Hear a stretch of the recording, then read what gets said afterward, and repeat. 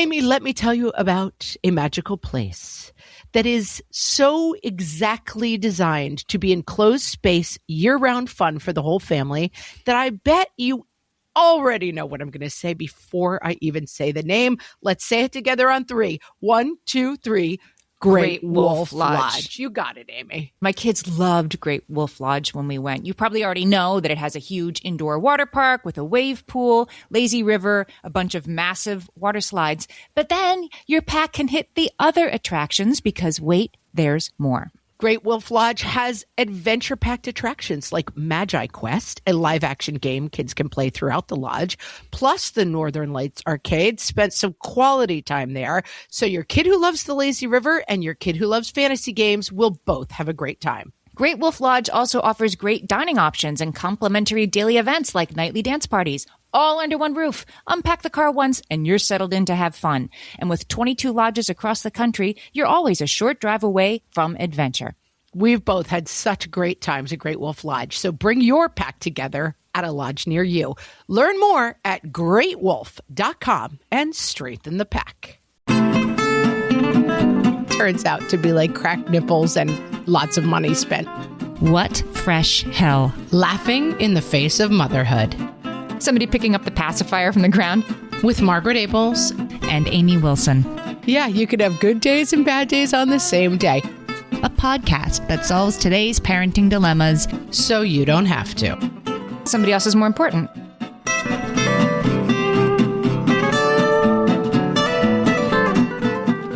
Hello, everyone, and welcome to What Fresh Hell, Laughing in the Face of Motherhood. This is Margaret. And this is Amy. And today we're talking about whether kids make us happy. Spoiler alert. I'm thinking maybe not so much. Short answer is kind of. I'm bringing the research today and the studies and the... Well, there was a famous study a while back that found that kids objectively make people less happy while they're in the house. There are studies of this, there are studies of that. But yes, there was a famous study. It's like, wait, they don't make us happy. And I think as we're going to discover, the pain is in the gap. The pain is in the clear understanding that we are given that kids make you happy. That kids are going to give you a happiness like you've never known before.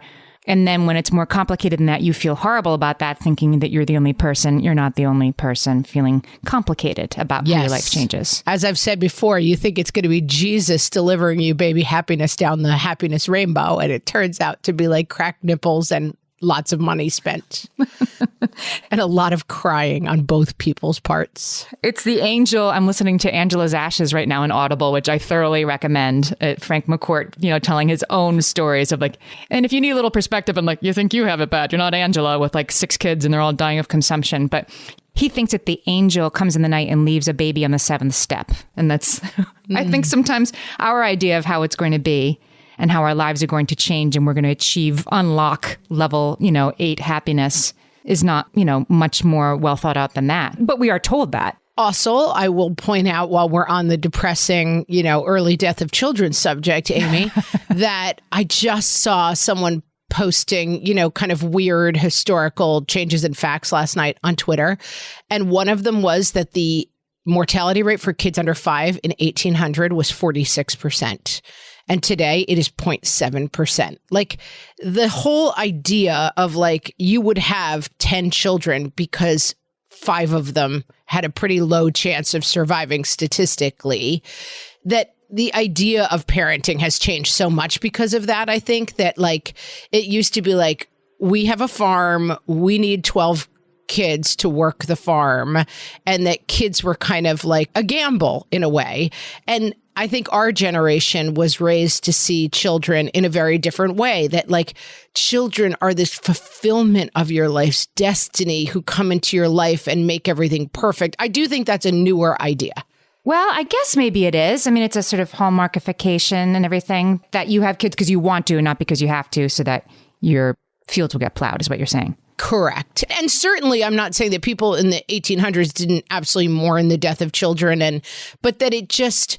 the roles of all of this in our lives were completely different. I mean, I talk to people, I just think the sort of Instagram, like me and my little best friend, she's the person I looked up to most in the world about people's 5-year-olds. I do sometimes look at that, and it's fine if that's how you feel and you want to express yourself. But I do sometimes look at that and think, we've come a long way in 100 years. My grandmother would never have described any of her children as her best friend. They're just a different role. And then therefore higher expectations put on it. Like Correct. We get to enjoy them, but then we have to enjoy them, right? There's the rub.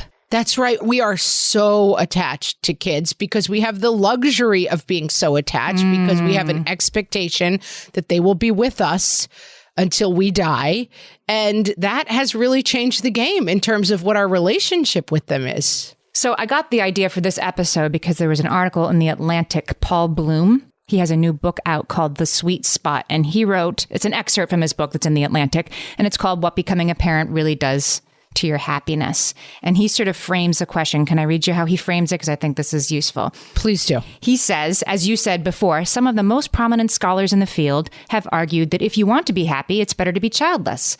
Others push back, pointing out that a lot depends on who you are and where you live. But a bigger question, Paul Bloom says, is also at play. What if the rewards of having children are different from, and also deeper than, happiness? Like, what if we're chasing the wrong thing? It doesn't matter if they make us happy because we get something else out of it that's more important. Agree, although I'm slightly wary of the phrase deeper than, because I think that a comparison between having kids and not having kids is fraught and probably unknowable in a very fundamental sense. I remember having a conversation. We did an episode a while ago called Friends Without Kids, I believe it was called. My friend Candy Fight was on the episode with me, and she doesn't have kids.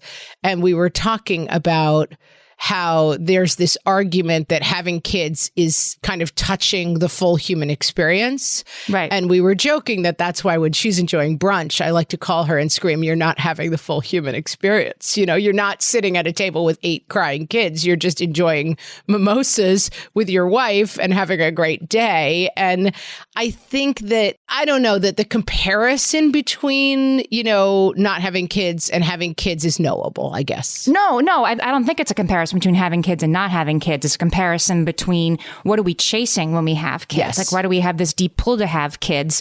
And those who report satisfaction from having kids, is satisfaction different from happiness? That's what he's getting at. It is. Not, is it better to have than to not? Is there a satisfaction that exists that's different from happiness? I think it is.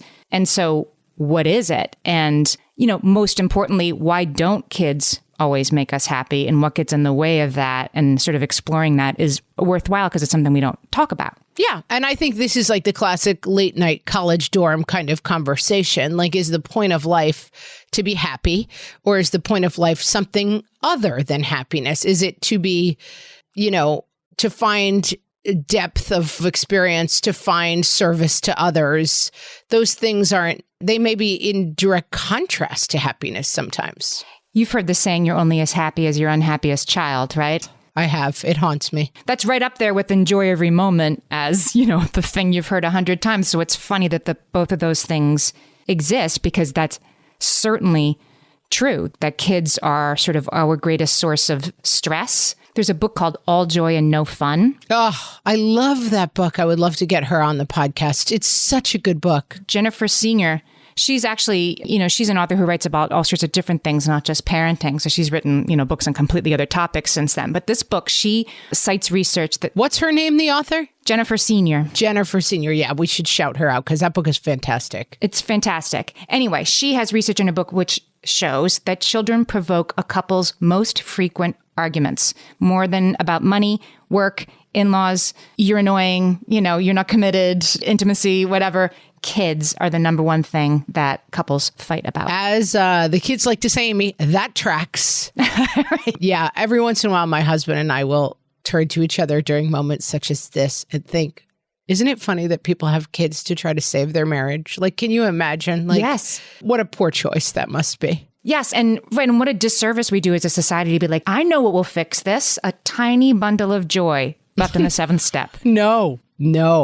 I mean, it does. One thing I will tell you. It can. It binds you to that other person for the rest of your life, for sure. Right. Deepens your relationship. It doesn't necessarily happify. It connects you forever in a way that not many other things do.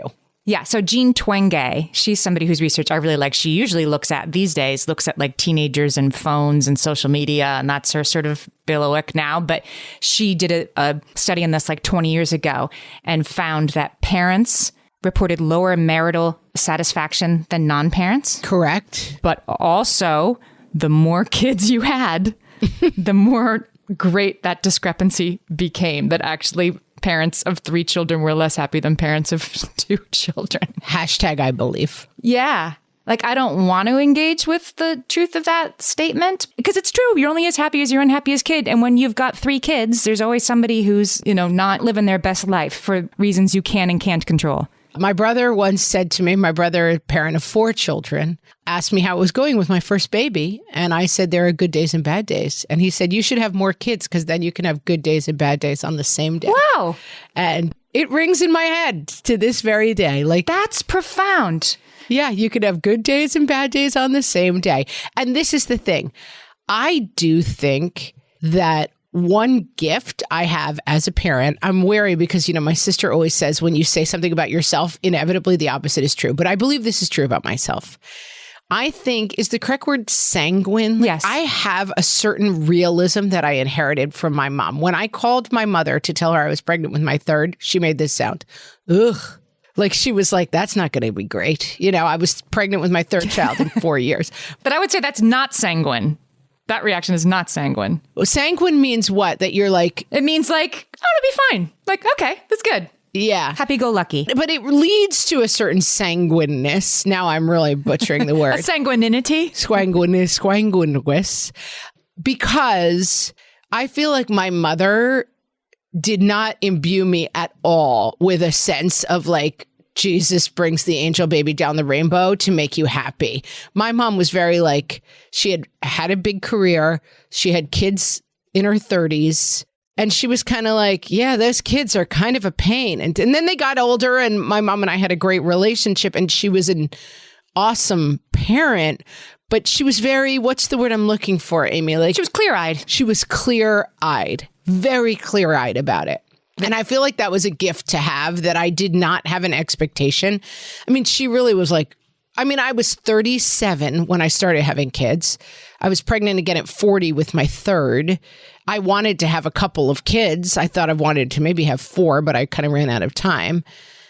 But she was sort of like, yeah, that's going to be real rough for the first 2 years. I did it. And she truly, like, when people say, how was it having 3 little kids? She's like, it was one of the worst experiences of my life. Now, would she trade any of us in? No. Would she go back and undo it? No. Like, the payoff in the very long run was good, but she was very clear-eyed about the fact that the experience of having 3 kids in 4 years was extremely depressing and painful for her. And I really appreciated that perspective. I think it's important to say, for those who are listening, who are truly in the salt mine years, which is a lot of people listening right now, we are always sort of team, it gets better and this gets better. And the studies bear this out, that a parent who is experiencing dissatisfaction is way more likely to be experiencing that when their baby is 2 months old than when their baby is 12 years old. It's hardest in the beginning, because the change is the greatest. And that's when the likelihood for some dissatisfaction is also the greatest. So if you're feeling this and your baby's 6 weeks old, that doesn't mean you're a terrible person. And that doesn't mean that you will never feel happy again. That's what I'm saying about my mom's perspective. That was such a gift to me. I didn't feel like a terrible person. I was like, oh, here it is. The thing I've been primed to expect, which is that this kind of stinks. And that's okay. It's totally okay for it to stink. And now I have 3 kids who are close in age, who get along. I was just saying to my husband the other day, I took one of my kids to the city to watch the marathon the other day. We had a great time together, and then we came home and my husband and the boys were working on a project together. Our life is really good now. But I was glad that I did not expect those first years to be like heaven on earth, because guess what? They weren't. Yes. There's a lot of reasons why you can become less happy when you have kids, that's normal. Can we talk about what those are when we come back? Please, let's. For some of us, tax season is one of the only times that we look at our finances fully. And once it's over, Well, that was terrible, and it is completely understandable not to want to think about it for another whole year. But using Monarch and being intentional with your finances in an ongoing way helps you see where your money is going and how you can put your refund to best use. We are here to tell you, simplify your finances with Monarch. Monarch is the all-in-one personal finance tool designed to make your life easier. It brings your entire financial life, budgeting, accounts and investments, net worth, and future planning together in one dashboard on your phone or laptop. Feel aware and in control of your finances this tax season and get 50% off your Monarch subscription with code FRESH. As you know, my husband and I are preparing to send, 3 kids off to college, and I cannot tell you how helpful Monarch has been in showing us our full financial picture, helping us to track our spending and reach important savings milestones. Our weekly meeting, Amy, it's now run by Monarch. Love it. Achieve your financial goals for good with Monarch, the all-in-one tool that makes money management simple. Use code FRESH at monarch.com for half off your first year. That's 50% off at monarch.com, code FRESH. At DSW, we ask the important questions, like, what shoes are you going to wear? Whether you're prepping for wedding season, festival season, or just planning the ultimate vacay, the right shoes can make or break an RSVP. So own the moment. You've got big plans, and we've got just the shoes. At the perfect price, of course. Get ready to get ready with Designer Shoe Warehouse. Head to your DSW store or DSW.com today and let us surprise you. Amy, solve it for me. Come on. You said you've got it. Well, it's not so much the solve it as like, see if these things, ring true for you, why you might become actually less happy after you have kids.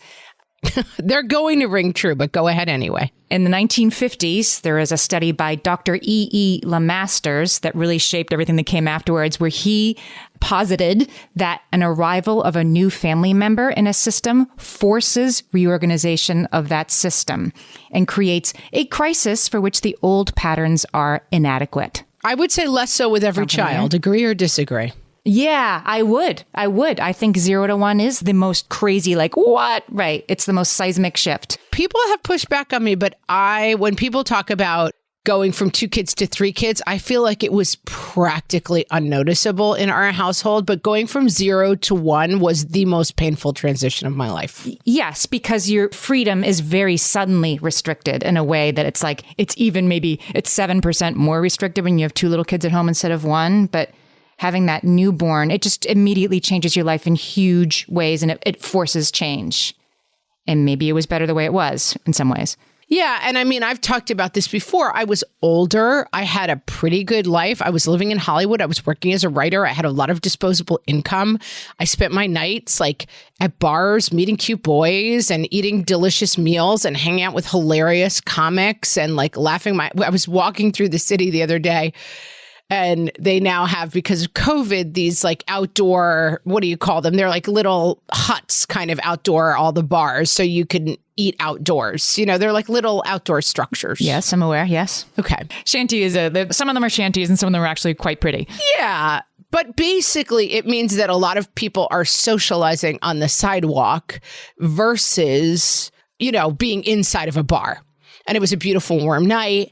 And I was getting like joy chills mixed with like, take me back. Yeah. Like I kind of was like, oh my God, those nights of like being young and cute and out and, cute boys and who you're going to kiss. It's so exciting. And then like, I was home breastfeeding kids for 4 years. My career kind of dried out. I mean, I really did get cast out of paradise in a lot of ways. Yeah. And into the land of like, somebody else is more important. Yeah. My husband kind of trudging off to work and the two of us being kind of like, you take the baby and I'll take the this. We weren't having not a lot of romance, not a lot of excitement, a lot of like cute baby giggles, but I can't say they filled my cup in quite the same way as those like fun nights at bars. Well, I want to get to the relationship. At first, I want to say, to state what is obvious once you think about it, that single parents report, if you become a single parent for the first time and you're doing this all yourself, your happiness when your child is very young is even more likely to take a hit because of the huge change and reorganization that this has caused in your life, lack of freedom, financial strain, all those things. And isolation. Because I don't know that I would have guessed that correctly, because I feel like the marital discord is kind of a big part of what makes you unhappy. But I guess the isolation and the aloneness and the uphill battle of it is hard. Or like, my spouse doesn't do enough to help with the baby. Like, oh, you have somebody who ever helps with the baby 1%? Like, must be nice. That's shocking and fun for you. Yes. But in a two-parent household, that the arrival of a child can exacerbate some patterns of inequality. You've noticed that, Amy, have you? Some say that those patterns of inequality can be exacerbated. And of course, they're exacerbated by, like, women have breasts. If you're breastfeeding, that's being forced, biologically on you. But there are secondary consequences to that. Yeah. I also think there are seasons in life, and that I have found seasonal change difficult writ large and in metaphorical terms. That giving up myself, who was wearing cool clothes and going out and being fun, and this is a different season to be like the mom. And I still find that challenging and difficult on a lot of different levels, but there is a part, as you say, the pain being in the gap, that accepting the joy of this role seems to me to be the most key part of this, because I don't want to leave people with the impression of like, I had a good life and then I had children and ruined it. Like, right. I will say that there are many ways in which the calmness and the settledness and the knowing what's nextness of my life are much better for me. My mental health feels to me 1,000 times stronger than it was when I was that young, like, fun person. There's a lot that, like, if I had to be like, am I happier now or then? I think I would say I'm happier now. Oh, yeah, I would too. But we've come a long way, right? Since, diapers everywhere. And I was happy then. Believe me, I had days when I wanted to throw things, and there were days when I was, there was both. But it isn't 100% all the time. I wasn't happy then. I was excited sometimes. I was delighted sometimes. I was many things, but I definitely wasn't happy. I've told the story before of going to visit the house where I had my kids in Los Angeles after being away for several years and thinking that I was going up to have the experience of like misty watercolored memories. And I walked up to the front door, and the feeling that washed over me was like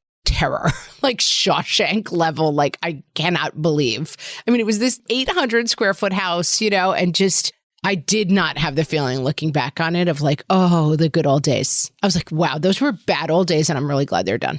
So the dip in happiness is most pronounced in mothers of small kids, much more pronounced than mothers of older kids. And it's more pronounced than in men. In the studies that have been done, and I'll link to them in the show notes for this article, the happiness dip effect remains smaller in males across the ages of their children. And for women, it's pretty marked when the baby is very young, and then it kind of bounces back.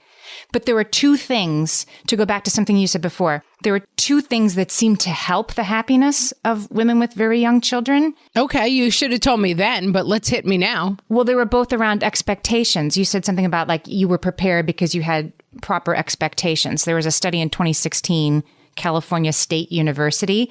It found, the first one's a little sad and the second one is happy. Mothers with lower expectation about how the division of labor would go after the baby was born had greater relationship satisfaction 3 months postpartum. If they were very realistic and had low expectations of how it was going to go for them and how much they were going to have to take on, they were happier afterwards than if they had high expectations. That's the sad one? That's a little sad, because it's like, as long as you have low expectations, you won't be too sad when those low expectations are met. Let's switch the words for realistic expectations. I feel like my husband and I had I had a writing career that was dead in the water when I got pregnant. And I kind of made the deal with my husband. Okay, I don't care if you love or hate your job, you're staying at it and working. And that may be you may like it, you may be miserable, but like that's your garden to tend. And I'm going to be home with the kids, and that's my garden to tend. And some days I'll get to go to the zoo with my friend and have a beer in the afternoon, and that'll be fun. And some days your job will stink, but you'll get to get away from the kids. Like I do feel like we had very realistic expectations about what it was going to look like. Yeah. And to shine a spotlight just for a second on the working parent, if there's one parent in the household who works, there are stresses that come with the baby being born, financial stresses. Everybody feels them. And the working parent, the parent who's bringing home the paycheck, if only one parent is, there's stresses involved in that. And being able to provide that I don't want to ignore. For sure. And I think it can look, certainly there were days where my husband came home and the house was a mess. And I was like, we're ordering Chinese food for dinner. And I'm sure that it looked to him like I had been kind of sitting around and watching Law and Order marathons all day, which I might have been doing, honestly. But the kids were there. They were there somewhere. The kids were alive, and that was my job done. Well, go back to the other thing that made actually new mothers happier in studies. So if the first one was having realistic expectations about how the postnatal division of labor was going to go, the second one was getting more help than they expected. If they had low expectations, they were actually exceeded and they got more help, then they also reported higher levels of happiness than somebody who was like, I thought this was going to be hard, but it's even harder than I thought. You mean help from their spouse or just help from randos? It didn't say, but let's just say, yes, randos. Just a person knocking on the door. Somebody picking up the pacifier from the ground. Yes, I think spouses is the understood thing. Or, neighbors, whatever. Somebody for whom the lift was a little bit less than they had feared. Of course. I literally, at some point when I was living in LA, I was sitting on my stoop with the kids, just hating life. And a woman was standing outside of my house waiting to pick her kid up from the high school across the street. And she was like, hey, I'm really good with kids. And I was like, great, what's your phone number? And she started helping me with my kids. And it was a total rando who helped me with my kids. It was Mary Poppins. Yeah, we're still friends to this day. And her kids are now all grown, but her kids were high schoolers. They babysat. She helped me with all sorts of different stuff. It takes a village. Yeah, it takes a willingness to scream to a rando on the street, hey, are you good with kids? And them saying yes. And then it all works out, Amy. So the other thing that's really marked is that the support of society, like paid leave, healthcare policies, things like that actually affect happiness. And this is why the U.S. ranks so low. Yes. The country with the single greatest happiness drop after you have children is United States of America. The United States. The happiest parents are from Norway and Hungary, where in Norway they let their babies sleep outside. We're all about the hashtag Danish baby lifestyle. Yes. But it's not just that. And it's not just the hygge. It's that they have all kinds of support and policies in place to protect new parents and support them. Yeah. I mean, very understandable and true. And when parents are expected to take leave, paternity leave, family leave, it's a game changer, and we don't have it. My husband, I mean, he takes a beating on this one every time we talk about it. And I don't really blame him because he worked at a company where he was not top dog and he had to do it. But I had my baby on a Thursday into Friday, and he went back to work on Monday. And that was the last day he took off regarding the baby. Oh, what? That's crazy. But I don't think it's that uncommon. And no, it's not. It's outrageous, and it's totally common. I don't think there was any real expectation that, like, this was 13 years ago now. This conversation was like, I mean, it was never really even considered that he would not. And I will say, you're at the whim of, I had a kid who was hospitalized this week. My son had an emergency appendectomy. My husband was away on a business trip. And I knew he was doing stuff that was kind of time sensitive and urgent. And I said, but I was home alone with 3 kids, one who needed an overnight in the hospital.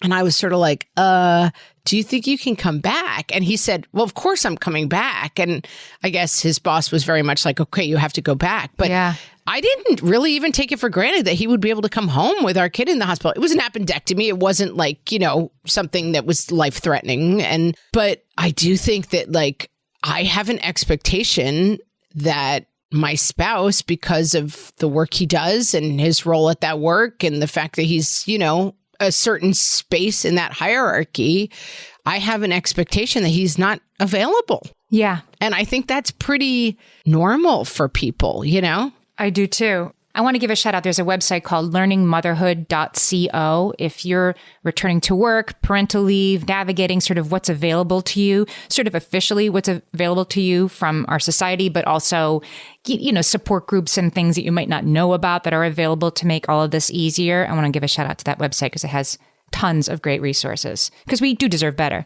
Yeah. And I want to say that, like, as I'm reflecting that these were our realities, I hope going forward that they're not the realities for everybody. I am pro paid parental leave.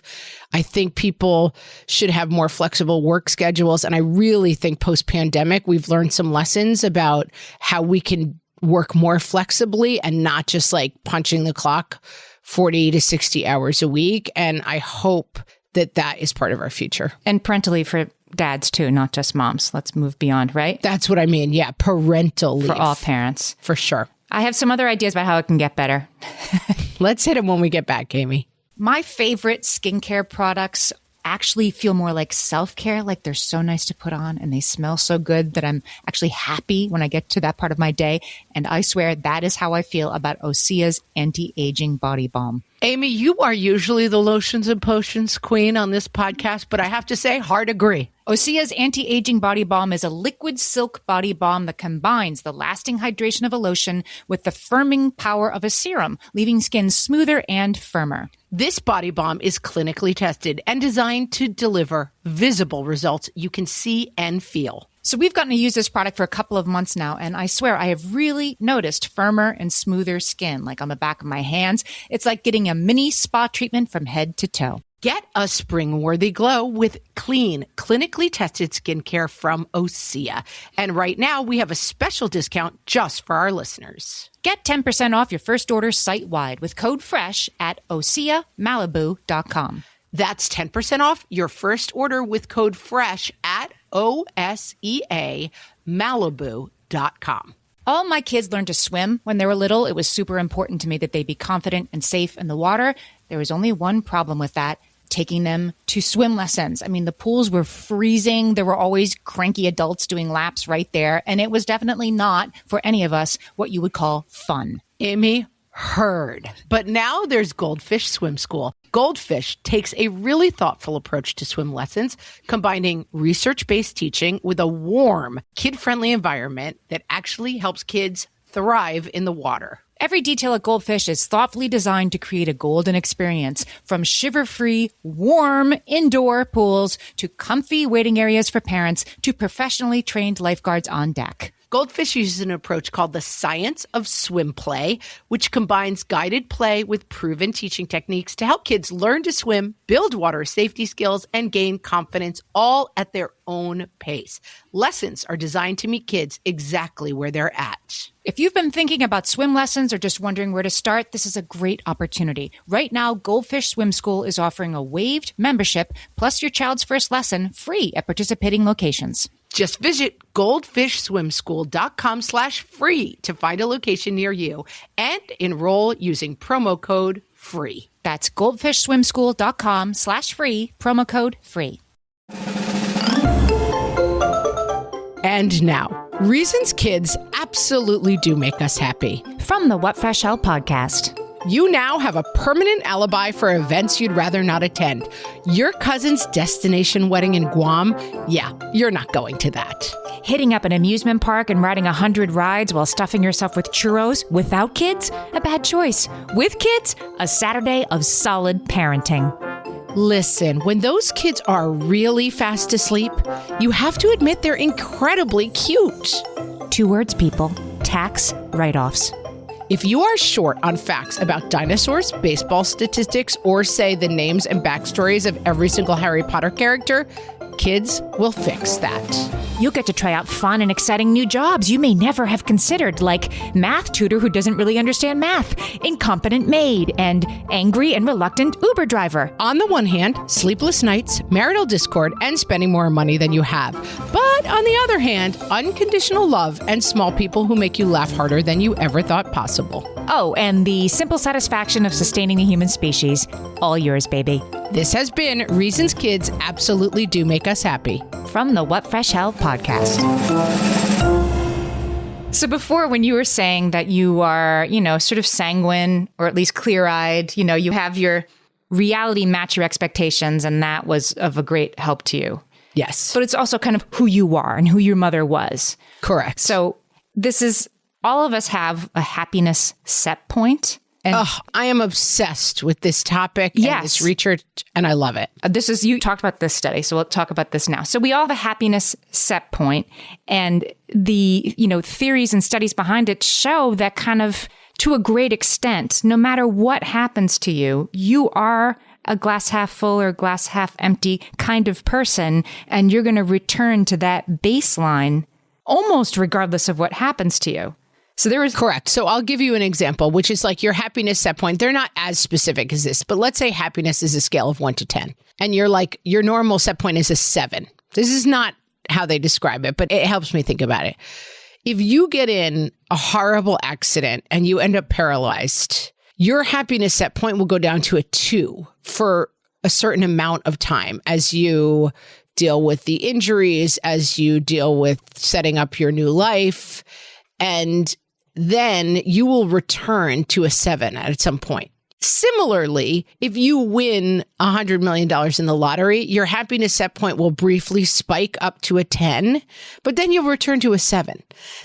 What's interesting is that happiness we think of as an external factor, and it's really an internal factor. And it's very, very hard to change. I thought that I'd heard that, explanation, and I had thought those examples were hypothetical, but they're not. They did a study in 1971 where they actually studied 2 groups of people, one who won lotteries and 2 who had been in horrible accidents that, resulted in paraplegic and quadriplegic injuries.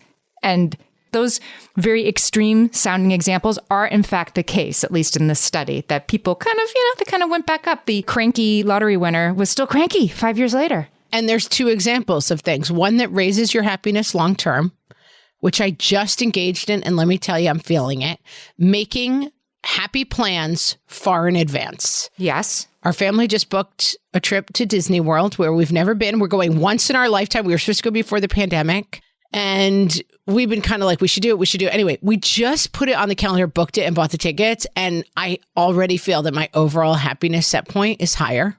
And one of the things that permanently lowers your happiness set point is bad commuting. So if you have a grinding commute every single day, it pulls your number down. And I guess something about the commute would be the sort of, because if you're home with an infant, you don't have a bad commute, but there is a sort of Groundhog Day, inescapable, this is how it is now feeling that really would lower your set point. Yeah.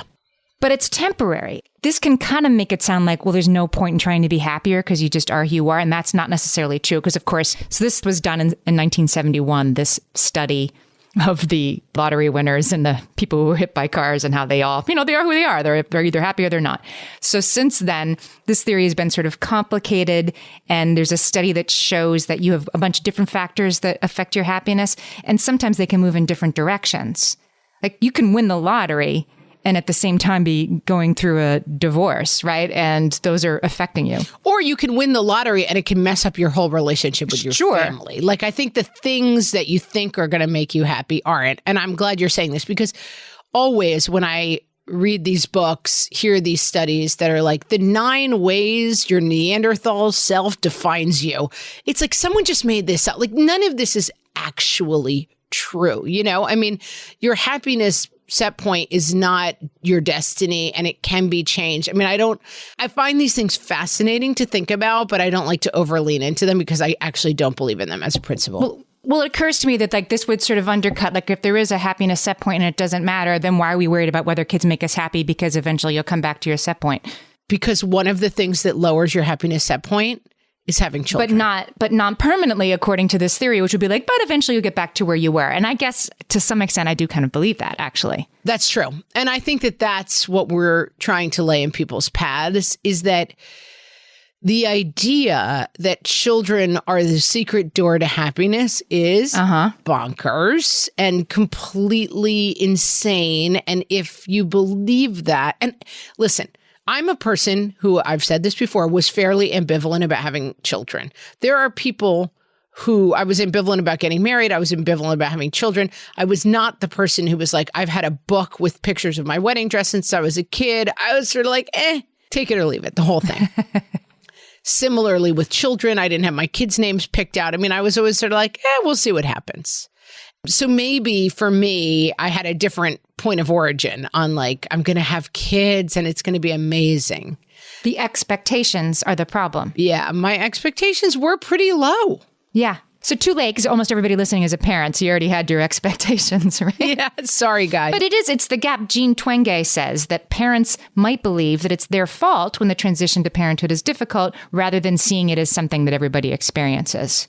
Well, and this is the flip side of like the Instagrammable life that we all live in now. Yes. What was I just listening to? Something completely random. I mean, this is how my mind works. I was listening to a true crime podcast about a family that was killed, and the contents of the kid's stomach was veggie pizza. And do you know what I thought to myself? My kids would never eat veggie pizza. And I'm like, what am I doing to myself? Like I'm listening to this like tragic story of family gone wrong. Don't find yourself in this story. Yeah. And I'm still finding a way to blame myself for bad parenting, you know? And I had to check myself before I wrecked myself, Amy, because I thought there is sort of this thing where I think I'm not doing it as well as other people. I'm not as into it as I should be. But objectively, I'm part of a happy family. My kids are cool. I'm liking it. Are we knocking it out of the park? We're not, Amy. We're not knocking it out of the park. You know, we're not speaking 10 languages. We're not playing travel sports. But are you happy? Yeah, I think we're pretty happy. So there you go, right? And travel sports might make you happy and they might not. But I think if they did make you happy, you would probably be doing them. And I just think that it's not in my DNA on some fundamental level to chase that particular boulder. I don't know. I mean, I can't imagine. I mean, as I talked about in the podcast earlier, I had a kid who was pretty good at gymnastics, and my whole inner monologue was like, oh no, what if this kid is really good at gymnastics and like I have to help him go to the Olympics? That would be my nightmare come true. And like, could he have maybe gone to the Olympics if we'd all gotten in on it? Maybe, but that's just not who we are. And that's okay too. I think whether it's your relationship or your trip to Disney World, that, the same rules apply to find happiness, which is to communicate and to plan ahead of time how things are going to go, and to be aware that it's not supposed to be, your trip to Disney World is going to be amazing. It will not be every second of it the most glorious thing you ever had. Do you want to know the fun thing about that is true in the study? Yes. Your happiest set point of your vacation that's far in advance is the night before you go. Is the planning. Yeah. And it doesn't mean you have a bad time on vacation. It's just you're not any happier when you're there than you were 3 days beforehand. You will be in line for 2.5 hours for, the Peter Pan ride, and your kids will be complaining, and you're going to be like, why did we do this? And then in another 10 years, you're going to be like, what was one of the most happy memories of your childhood is when we all went to Disney World, because memory distortion takes effect and you only remember the high points, and you look back and you're going to see that mom pushing the stroller, and you're going to want to say to her, cherish every moment. It goes by so fast, but you're not going to. Oh, you'll forget these days at Disney World. But right. Thank God you will, because they'll just I've said before on the podcast this sermon that I heard after 9/11 that said, life is the back of a tapestry, like the confusing threads, and heaven is walking around the front and looking at the picture. And I feel like that is sort of what your memories do for you. Like you're on the back side of the tapestry, and then 10 years later, you see the picture in a very different way, Yep. That craziness of discord while you're in it becomes kind of like, because even before I walked up to that house, I was like, I'm driving over to revisit that great place. And it wasn't until I was standing in front of the house that I got the bad feeling. Like, even though I talk objectively now about those years being difficult, when I actually remember them, I have a certain haze of happiness with like, oh, remember the kids were dressed as firemen and the baby was their little Dalmatian. Like I remember the warm and good parts, even though I objectively know that the bad parts were bad.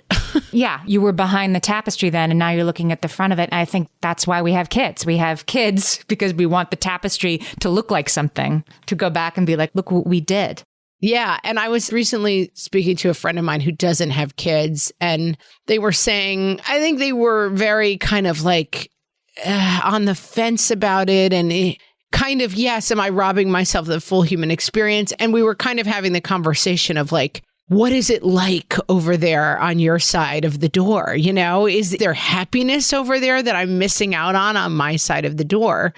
And in the course of the conversation, I feel like we both kind of came to the point of, I mean, it is very corny and there's no place like home, but like there is no door ever. There's never a door. There is no door that leads to life. And you didn't go through it and neither did anybody else. You didn't miss the door. Nobody's gone through the door. You're not so stupid you can't see the door or so broken you don't have a door. Amy, I'm going to lay a little Rainer Maria Rilke on you.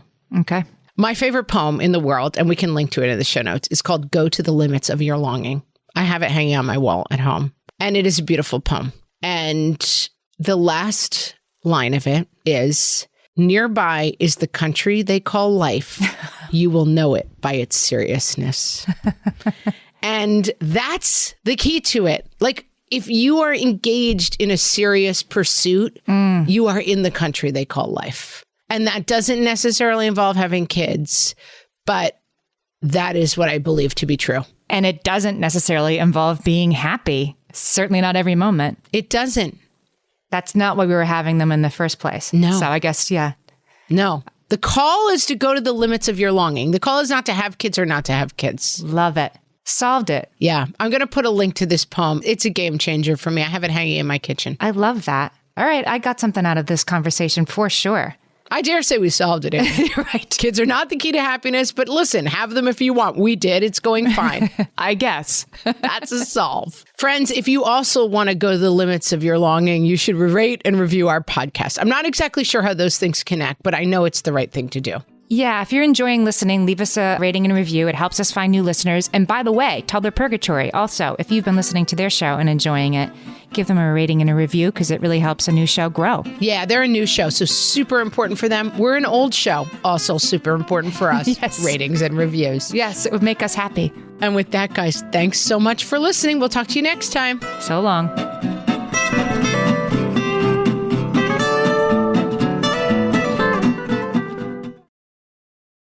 Stitch Fix. Shopping is hard. Let's talk about it. I don't have time to shop for clothes. I have to buy everything in 3 sizes to find one that fits. They know me at the post office. Workout wear is my only wear. Stitch Fix makes shopping easy. Just show your size, style, and budget, and your stylist sends personalized looks right to your door. No subscription required, plus free shipping and returns. Oh, wow. That was easy. Stitch Fix, online personal styling for everyone. Take your style quiz today at stitchfix.com.